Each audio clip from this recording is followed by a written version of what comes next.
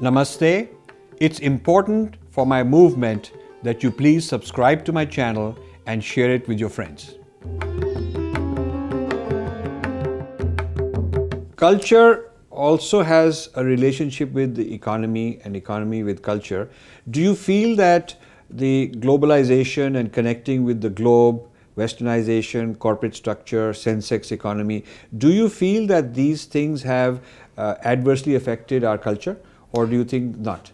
I think they affected our culture to that extent we believe that these are all much better than what we are. Why? Because we are poor.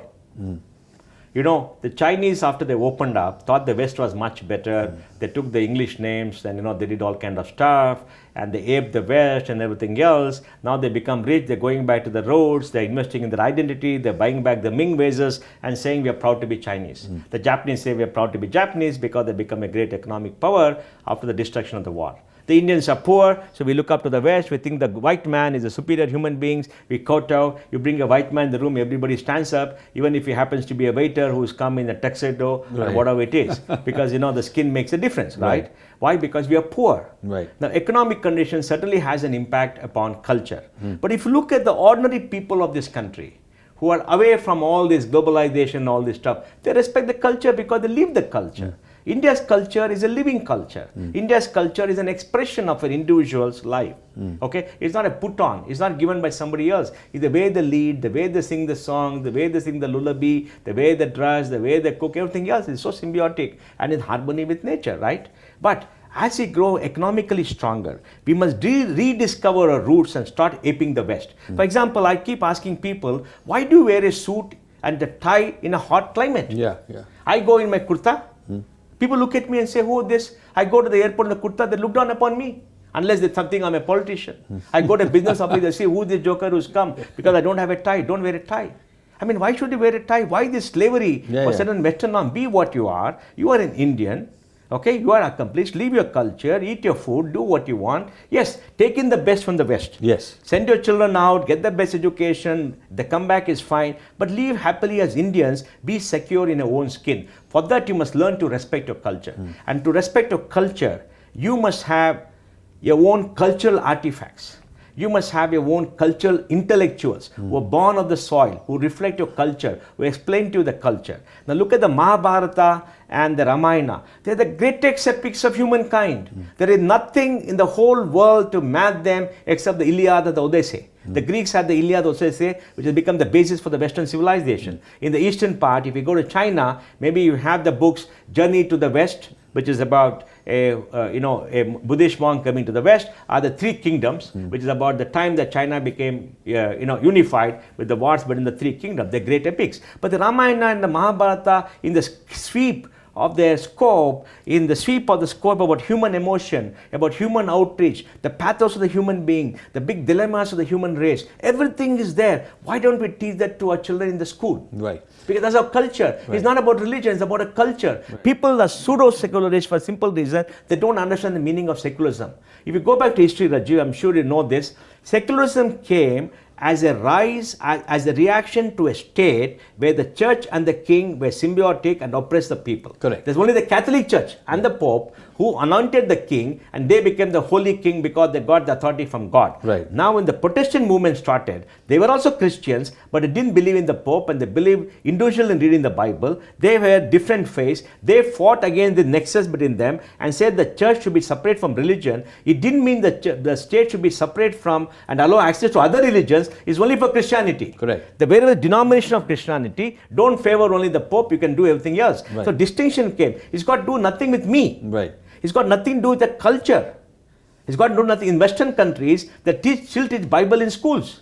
Yes. Because they believe it is the culture. Yes. I don't see why we shouldn't see the Ramayana, Mahabharata, which is a great with the great heritage of humanity, to all the children to understand what it is, because it explains to you how human beings live. I think we should do that in a very big way. Very big and way. Get away with this fetish. Oh, secularism, this is bad. Rajiv, Oxford, Cambridge have ecclesial schools. Of course.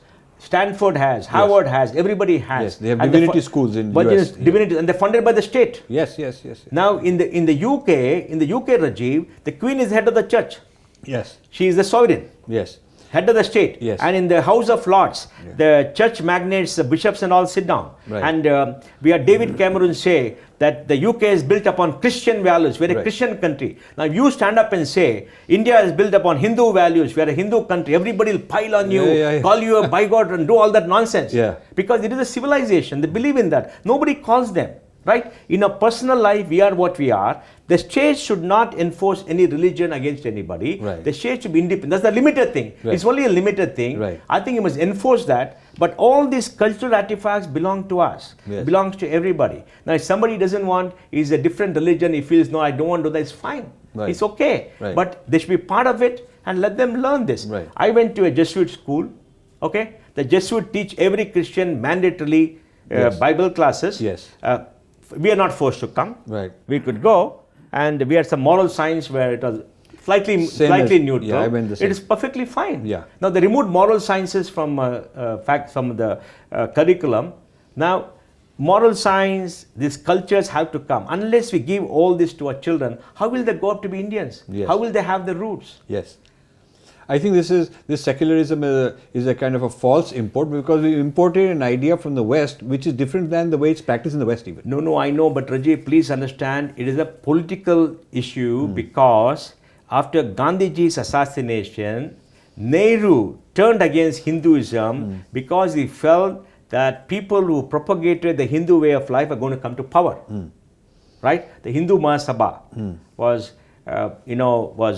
ostracized for whatever reason. Maybe they had a different view, and they started this narrative, and then the left joined with him. The left joined with him, became a political issue. And for the left not to succeed in India, the biggest bulwark has been the religiosity of Indians, because Indians are not divided, are grouped into castes. Right. This is not a feudal order. The feudalism is also based upon caste. Right. Where there's no one caste which dominates everybody else. The feudalism is different. Whereas in the West, there was a working class which came up because of factories. We never had a working class. They were all artisans, and they worked with handlooms and everything else. Right? We never had an industrial class like it happened in Russia somewhere, which was a reaction to the serfs, reaction to the feudal order, where they could get people and create this thing. The left could never succeed, and for the left, Hinduism and religion was the enemy, and they used the proximity to the Indira Gandhi and Nehru to dominate the education system, infiltrate to Nurul Hasan and rewrite our history and demonize everything else and deprive us and make us feel